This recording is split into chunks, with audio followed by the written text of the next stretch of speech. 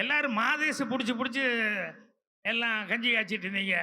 ஆமா sir. Complaint மேல கம்ப்ளைண்டா வருது சார். நான் என்ன சார் இல்லைங்க, எனக்கு தெரிஞ்சு எல்லாத்துக்கும் ஒரே மாதிரி தான் எல்லாருமே அழகா தான் இருக்காங்க. அதனால டிஜே ஆன் போர்ட். என்னன்னா, பிரியதர்ஷினி இவங்கெல்லாம் கூட வந்து எல்லாம் வருத்தப்பட்டாங்கல்ல, எனக்கு லைட்டே பண்ணலன்னு. சில பேர்த்துக்கு லைட்டே பண்ண வேண்டியதில்லை, ஒரிஜினலாகவே இவங்க பர்சனாலிட்டியாக இருப்பாங்க. அதனால மாதேஷ் விட்டுருப்பாரு. இதுக்கு தான் சார் நீங்க மேடைக்கு வரணும்னு ஆசைப்பட்டோம். இல்லை, உண்மையிலேயே அவர் படத்தில் எல்லாருக்குமே ரொம்ப நல்லா சிறப்பாக பண்ணியிருந்தார். அப்புறம் அந்த டெக்னீஷியன் ஃபைட்ரு மாஸ்டர் வந்து பேசும்போது கூட ரொம்ப நல்லா பண்ணார்.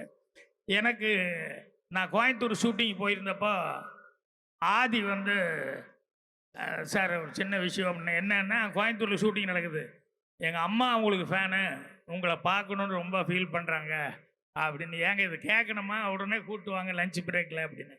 அப்போ லஞ்ச் பிரேக்கில் அம்மா வந்தாங்க, அவங்க கூட நான் பேசிகிட்டு இருந்தேன். அம்மாவனுடைய சந்தோஷத்தை விட அதிகமான சந்தோஷம் இப்போ ஃபேஸில் தான் பார்த்தேன்.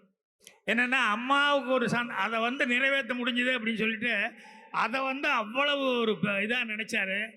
ஸோ எனக்கு ஏன் ஃப்ளாஷ்பேக் எல்லாம் வந்துருச்சு. என்னென்னா, சினிமாவுக்கு நான் போகணுங்கும்போது யாரும் நம்பலை. எங்கள் அம்மா கிட்ட வந்து நான் சொன்னேன், அம்மா உன் பிள்ளையும் நீ நம்பு, நான் வந்துடுவேன், எனக்கு நம்பிக்கை இருக்கு, என்னை ஆசீர்வாதம் பண்ணி அனுப்பு அப்படின்னு சொன்னேன். உடனே எங்கள் அம்மா பணம் கொடுத்து நீ நல்லா வருவிடான்னு சொல்லி அனுப்பிச்சி விட்டது.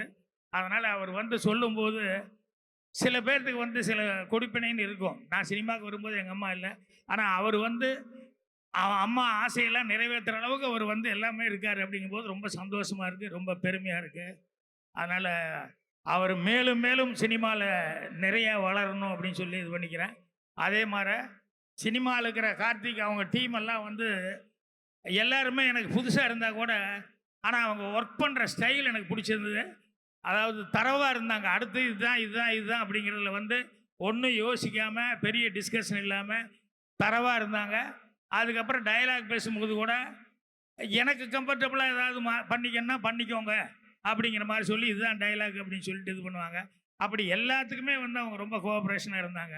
ஸோ அதனால் அந்த டீம் கண்டிப்பாக சக்ஸஸ்ஃபுல்லாக படம் வந்து சக்ஸஸ் ஆகும். அந்த அளவுக்கு வந்து எல்லாருமே ஒர்க் பண்ணியிருக்காங்க. ஸோ மேலும் இந்த மாதிரி டீமுகளை வந்து, ஏன்னா அவர் வந்து அவங்க அப்பா பேரை காப்பாற்றுற அளவுக்கு கணேஷ் அவர்கள் வந்து எஜுகேஷனில் என்ன பண்ணுறாரோ அதே மாதிரி சினிமா துறைக்கு வந்து நிறைய பேர் இன்ட்ரடியூஸ் பண்ணியிருக்காரு, நிறைய பேர் பண்ணிக்கிட்டே இருக்காங்க. அதனால் அவர் மேலும் மேலும் நிறைய ப்ரொடக்ஷன் எடுத்து எல்லாருக்கிட்டையும் எல்லாத்துக்கும் ஒரு வாழ்க்கை கொடுக்கணும் அப்படின்னு சொல்லி நான் கேட்டுக்கிறேன். அதுக்கு ஆண்டவனுடைய பிராப்தம் இருக்கணும்னு சொல்லி கேட்டுக்கிறேன். Thank you so much sir. இந்த நேரத்தில் நீங்கள் இருக்கக்கூடிய அந்த டைமில் கார்த்திக் அண்ணாக்கு ஒரு பெரிய கைத்தறல் கொடுக்கணும்னு நினைக்கிறேன்.